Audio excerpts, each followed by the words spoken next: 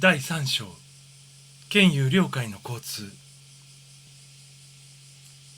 調和と真理と愛のふるさとへ、皆さんの意識を高めてあげたいもの、すべてのものに備わる内在の力を目覚めさせてあげたいもの、あなた方が霊に目覚め、霊界の調和と真理を享受できるようにと。真理とは霊的な法であり、神法を反映した実体である。しかし人は霊界の真理を身に行えるようになる前に、まず肉体的、精神的、霊的に身を整えねばならない。我々はこれまで多くの心霊談や死後生存の証明の話を耳にしてきた。いずれも科学的見地ということを強調しながらも、どちらかというと心霊の立脚点は科学的ではないというようなものだった。しかしこれは間違っている。我らは霊的な法則に非科学的なものは一切ないということを明言しておきたい。科学の学説はほとんど時代とともに移り変わる。今日真理とされたものは明日は誤りとさえ忘れ去られる。しかし霊的法則は永遠の真理である。霊的法則の場合は人間の進化成長の他は何の変化もない。すなわち人間の内的我の自覚が進むにつれて、その知り得る真理は増大していく。しかし法そのものは不変なのである。心霊科学は地上でも他界でも神聖の科学である。人がこの宇宙の霊的法則を知り実践し、そのように生きるとき、これが神聖の科学の人なのである。そこでまず人間の内在能力の進歩は全く科学的な経過をたどることを知ってもらいたい。もし進歩を無視すればどこかに不調和が必ず現れる。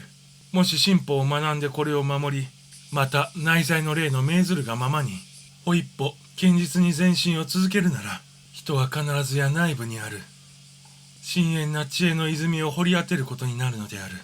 また自己のオーラを生命の深みと高みの彼方へ触れるよう伸ばしなされ。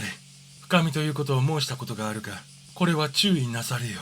人の意識なり知覚なりは二つの方向、計りの両端へ向かって進むものである。皆さんの意識やオーラも生命の高み深み、広がりの限りへ向かって伸びるに違いない。この過程で皆さんは生命と他者への大いなる愛と寛容を身につけ、霊の深い静寂と平安を勝ち取るのである。こうなると人はもう何者にも驚かずびくともしなくなる。人類とはどの段階にあるものもすべてふるさとである神に向かって帰りゆく進化過程にあることを了解するに至るであろう。人間は内部にある能力を開発することで精神の力と静安を身につけるものとなる。また肉体の面でもその順化、強化、健康の回復が達成できる。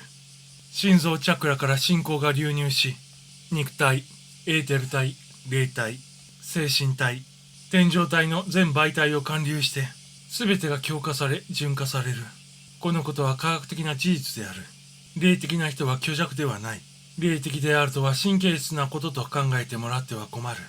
実際ある種の霊媒たちは風に揺らぐ花のように虚弱である。だがこれは不調和な敏感さが原因でそうなっているのであって、これでは健康になれない。これは霊的進歩とは違うものである。皆さんは人格の進歩向上という大道を歩むよう心されよ。他者に向かい大きな愛を放つことを学び、霊的科学的に自分のオーラの成長を図られよ。もし物質科学が心霊科学に導かれるようになれば、いずれそうなるのだが、その時は太古の英知に造されているいくつかの神秘が人類の手に回復されることになろう。人類の霊的理解が進むにつれ、剣友領海のベールは全時薄れていくだろう。また領海の親近性も明白となっていくだろう。誘拐旅行が地上に生きていながらにして可能となり、誰の目にも死はないことが明らかになるだろう。霊性が進歩すれば、勉強によって得る確信以上の信念が心中に増大し、ついにそれはあなた自身の分身となるだろう。いわゆる死者は死んではいない。やがてあなたは死者たちがあなたと共にいることの確信に至るだろう。しかしその確信は人が与えてくれた証拠によって作られたのではなく、内心の知覚、不罰の信念によるのである。